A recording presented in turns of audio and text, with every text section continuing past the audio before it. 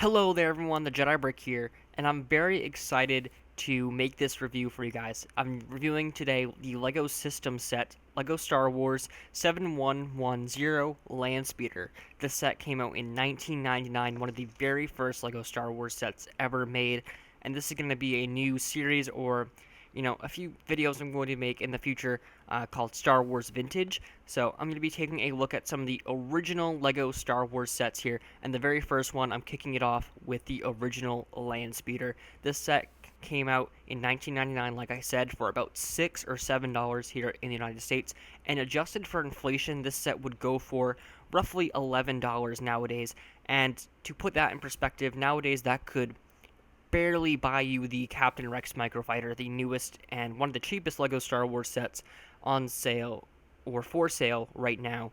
So when I make my LEGO Star Wars reviews, I like to start off talking about the box, what's on the back, and everything like that. But unfortunately, when I got this set, I did not get the box with it, but I do have something that's quite cool, and these are the original instructions. So you guys have seen the cover long enough. You have Tatooine right there. You have Luke's Landspeeder. You have both the figures in there. I love the art on the instructions. It is so much better than the just blank or the weird rendered stuff we're getting nowadays. I prefer this any day. You have this really cool original LEGO Star Wars logo up there at the top with those really cool figures. And if I open this up, for some of you guys, you may have never seen LEGO instructions like this. They have this really cool like space background right there. You have the two minifigures right there. And at the top of every single page in the instruction booklet, there are scenes from the movie. Like right there, you can see a Tusken Raider, and you can see when Luke meets Obi-Wan. If I flip to another page here, you can see Obi-Wan right there. You can see Luke on the other page. The instructions in this for this set are very straightforward. There's only like 65 pieces in this set, I believe. So not a lot going on. This is a very simplistic set, especially for it coming out in 1999. And the last page here, you have some real life photos of the set. You have a picture of Mos Eisley on either side at the top. And this is just really cool. You have Obi-Wan holding that iconic chrome lightsaber hilt. Those are just amazing looking. Here's another picture from the other side. If I flip it to the back, you can see this is like alternate build. Almost every single LEGO Star Wars set had something like this, an advertisement for an alternate build you could, put together instead of the actual set. And there's some stuff at the top there, the www.lego.com, the copyright for 1999. So this is a very cool instruction booklet. I like it a lot. For some people, this might not be anything new. People might have grown up building with these, but this is my first time really experiencing a classic LEGO Star Wars set, so I figured I would show you guys that. And one last thing before we get into the minifigures and stuff of this build, one thing I really wanted to show you guys is this build I have worked on, a little diorama, if you will, to display this set. It's not the best looking in person, but I have been working on a digital render of it, and I'll put pictures of that up on screen right now. And the cool thing is, you can actually get the instructions on how to build this on Rebrickable, a LEGO website. So I'll put a link to that in the description. As you can see, it's a lot different and a lot better looking than the one that I have in front of me. I just didn't have access to all the bricks that I wanted, and I really wanted to improve it, so I built it online, so you guys can take a look at that. It has the black border, it has the Star Wars logo. It looks more like a diorama. There's a bit more detail and stuff on there. And I included these two clear cylinders there, so you can add the Landspeeder or whatever you want, really. But I do think it's a lot nicer on the online render than what I have in person. So if you guys want to build that, feel free to check out my instructions in the description. So now with all of that out of the way, here are the two minifigures you get in this set, Obi-Wan and Luke Skywalker, and man, do these minifigures look good. Obviously, they are nothing compared to their newer versions that we have been getting in recent years, but there's just something so wonderful and beautiful about these classic Star Wars minifigures. They're just so simple, so elegant looking. I don't know, it's just very classic and nostalgic for me, even though I didn't grow up in this era. But you get very simplistic prints on these guys as well. You don't have any back printing, no alternate heads. They have the same hairpiece, just in different colors. So this was very bare bones, especially it being the very first wave of Star Wars sets. But the coolest thing in this set is that chrome lightsaber hilt.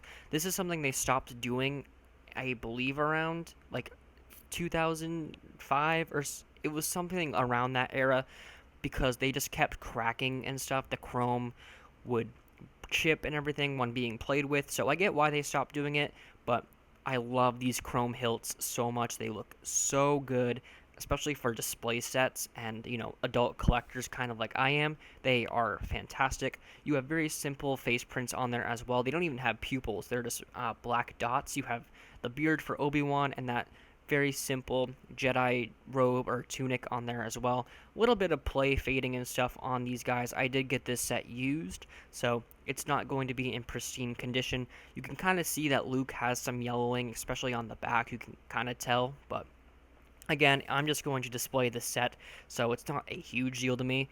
There are some cracks and stuff on Luke's torso. I actually just noticed that when I got him in this better lighting right there on the chest, but again, not a huge problem. Luke does come with leg printing, which I do think is very nice. I think that's kind of essential for this figure. It does look very good. You have that belt right on the bottom part of the torso, and that looks great as well. Very simplistic minifigures, but I do think they are very good. And now onto the speeder itself. It is, considering it came out in 1999, a very, very good build for a Luke's Landspeeder. We have gotten a lot of these in LEGO Star Wars history, and, it's kind of been a memed on thing, I suppose, that we get one of these very often, but for the very first Luke's Landspeeder, I think this is a very good version of it. It's very simple, like everything that was LEGO Star Wars in 1999, but it is very well constructed, and I think anyone who's a Star Wars fan can look at this and tell what it is. My main complaint is I wish the bright red or the normal red was dark red, but I don't know if that color even existed in 1999, so not really a huge thing, but again, it's a very simple build, and I like it for that. When you're buying a set from this era, that's probably the main reason most people do it, because it's just simple. You're not going to get a lot of intricate building techniques or anything, and heck, I think this might be the most advanced building technique in there, so just a Technic pin that goes in there so you can add the engines on the side. It's not anything advanced, it's not anything too crazy. It's very simple. I'm kind of struggling to put that in there, but yeah, nothing crazy. There's two spots right in the front, of course, for Luke and Obi-Wan, and they just sit in those chairs. One complaint I do have is it's kind of hard to get them in there, and they kind of look a little wonky when you have them sit in there. So I think it's just the cockpit just is a bit too high. They kind of look out of place in there, or maybe they're just sitting up too high. I think that might be the reason. They're kind of sitting on these jumper plates in there on the seats to make them be far apart enough where their hands don't really overlap, but that might be something that can be modified. I'm not going to modify this set. I'm going to keep it how it is, but that's an issue if you guys are considering getting this set. But just something to keep in mind, so just something to think about. All in all, I think this is a great LEGO Star Wars set to this day. I feel like the build for the Landspeeder is something you would still see in a battle pack or just a smaller LEGO Star Wars set. It definitely would not be $6 today, but I could definitely see a build like this being in a LEGO Star Wars set now. As for the minifigures, I do think they are very, very good, even though they are not up to the same standard LEGO Star Wars is held at nowadays. There's no back printing, no alternate faces, and a lot of stuff like that is more or less expected when it comes to LEGO Star Wars nowadays. But I really do like the classicness they bring out, and it's just really great to experience that. But I'm going to give this set a 9 out of 10. I do think this is a great set, a perfect set to experience that classic era of LEGO Star Wars. That's kind of the reason I bought this. It's about $20 used on Bricklink if you guys are interested in picking this set up. I paid about $20 for it. That came with the lightsaber, the Landspeeder, the figures, and the instructions. So about $20 is what I paid for this, and I think that's a pretty good price. I got to rebuild it, got to experience the instructions. It was a great great moment. I've never gotten to experience a Star Wars set this old, one of the originals. So if that's something you guys want to experience, you guys want to see the classic Lego Star Wars stuff for yourself, I would recommend getting this set or maybe one of the smaller sets of the original wave. As for this set coming sealed, it's about $100-$200 in box depending on the condition. I wouldn't really say you need to get this set in the box to experience the magic of it, I suppose, unless you have a special connection to this set, like with your childhood, and you just want to relive something like that. I wouldn't say you need the box and get a sealed version for that. I think getting a used one is sufficient when it comes to that.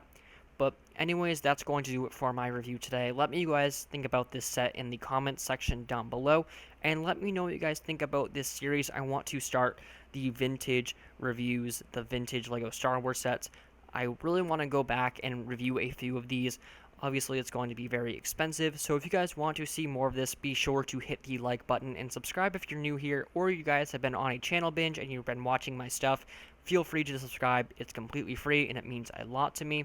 But with all that said, I hope you guys are having a great day, and I'll see you next time. Bye.